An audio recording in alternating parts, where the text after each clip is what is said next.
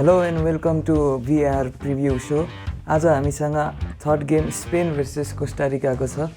यो गेम चाहिँ हाम्रो नाइट म्याच हुन्छ 9:45 Nepal standard time. This is a interesting match because स्पेनले चाहिँ योचोटि आफूलाई कन्टेन्डर हो कि डार्क होर्स हो त्यसमा एकदमै विवाद चलिरहेछ आफूभित्र नै।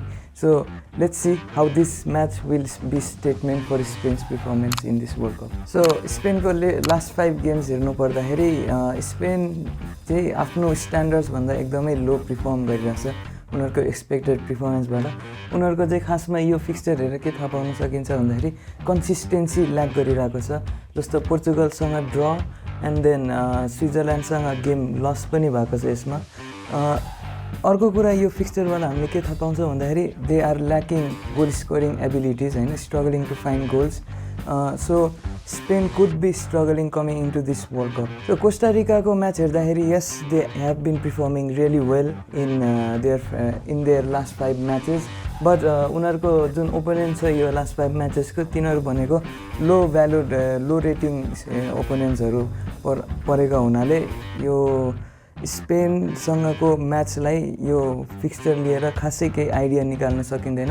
But tactics will obviously play a huge role in today's match, the tactics the approach of Costa Rica. Okay, so information Spain as always 4-4-3 नै चुज गर्छ। लुइस एनरिके भनेको पोजिसन बेस्ड म्यानेजर हो। 4-3-3 युज गर्छ, एउटा defensive मिडफिल्डरलाई पिभोटको रोलमा use गरेर र दुईवटा आफ्नो मिडफिल्डले कन्ट्रोल गर्नु खोजेको हुन्छ।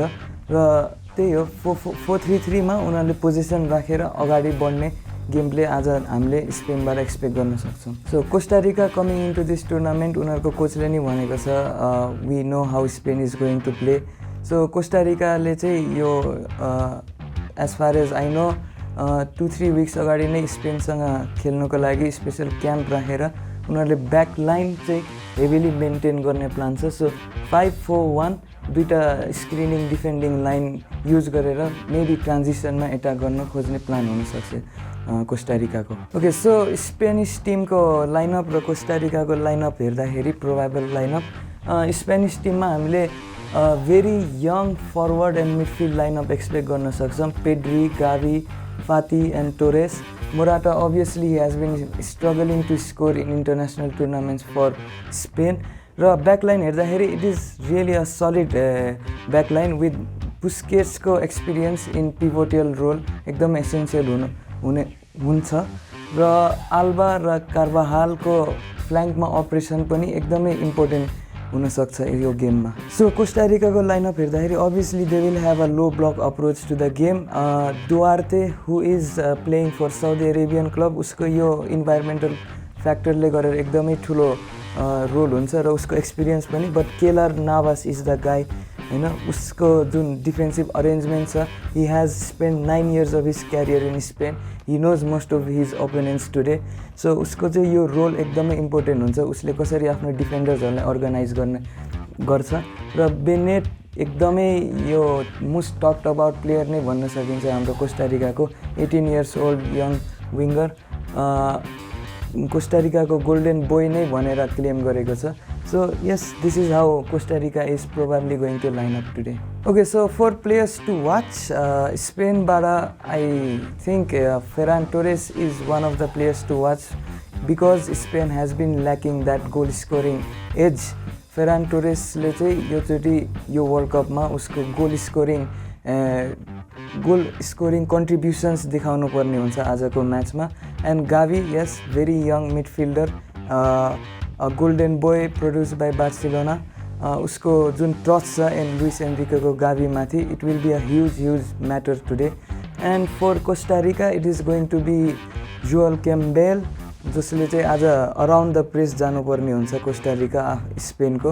त्यति बेला जोएल क्याम्बेलको जुन एक्सपिरियन्स छ, प्रिमियर लिग एक्सपिरियन्स र युरोपियन लिग्स खेलेको एक्सपिरियन्स, त्यो पनि will come in to play. And obviously the main player to watch will be Keller Navas. उसको जुन गोलकिपिङ एट्रिब्युट्स त छँदैछ, तर the experience of playing in Spain and how he manages those back lines against Spain will be a real factor today. So okay guys, this is our VAR score र team quality index हेर्नु पर्दाखेरि Spain is obviously very high in terms of their quality in team with the likes of Pedri, Gavi, Busquets, and other players who are technically more reliable and more able in the game. Costa Rica, yes, obviously they are a North American team, but they had to come to this World Cup through World Cup playoffs. त्यसले गरेर चाहिँ we can see the team quality is not present in Costa Rica, but 67 is not a bad score for Costa Rica if they can work out their tactics truly.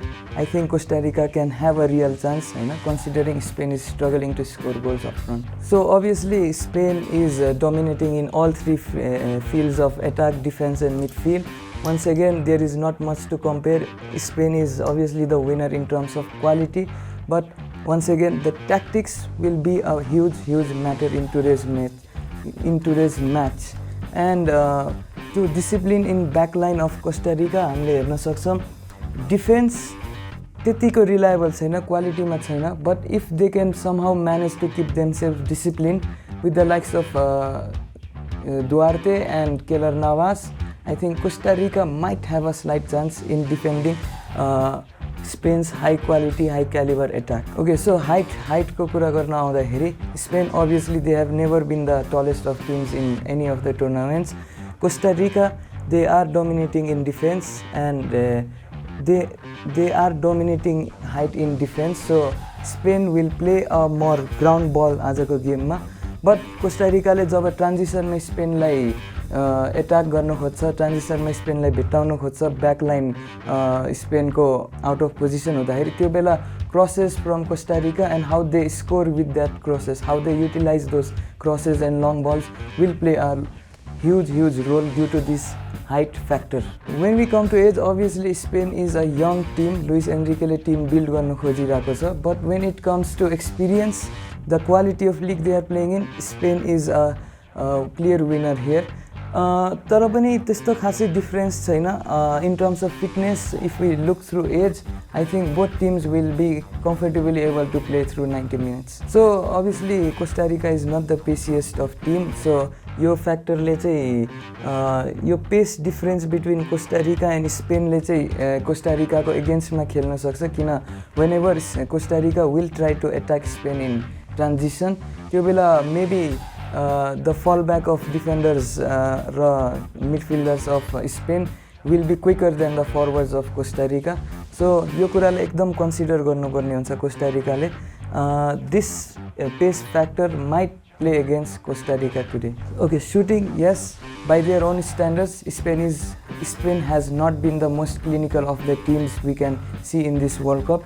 But Costa Rica, they are below average in terms of their ratings.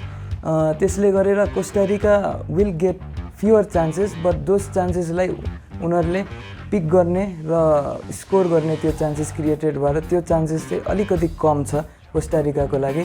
But Spain really needs to work out on their shooting capabilities because they have not been scoring goals. I think Nations League मा उनीहरु group topper भए पनि just 8 goals मात्रै score गरेको छ against their opponents.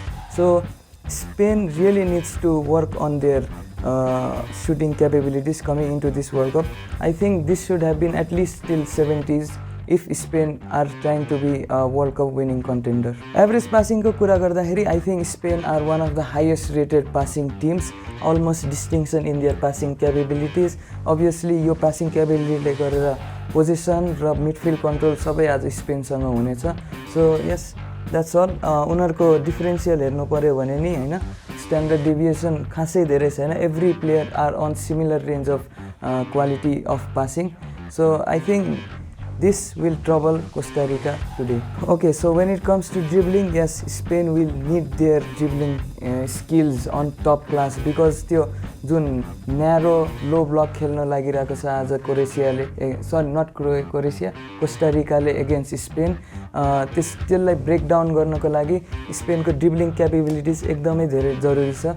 Ansu Fati, Asensio and Torres, likes of these players need to show their dribbling capabilities.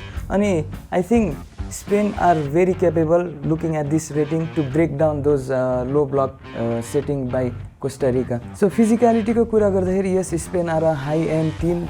They will have no struggle playing the whole 90 minutes. But कुरा के आउँछ भन्दाखेरि in terms of physicality for Costa Rica, उनीहरू स्ट्रेङ्थमा त जित्ला, स्ट्यामिनामा त जित्ला हैन, तर जुन कम्पोजर हुन्छ, कम्पोजर मेन्टल स्पेक्समा चाहिँ कोस्टा रिकाले कतिको आफूलाई ब्यालेन्स राख्न सक्छ. Costa Rica it's not bad 62 for a team like Costa Rica. Low block easily see out गर्न सक्छ कोस्टा रिकाले. सो गाइज, यही थियो हाम्रो स्पेन भर्सेस कोस्टा रिकाको pre match analysis. I hope you guys like it and thanks to our collaborators and sponsors for making this video possible. I will see you in next video.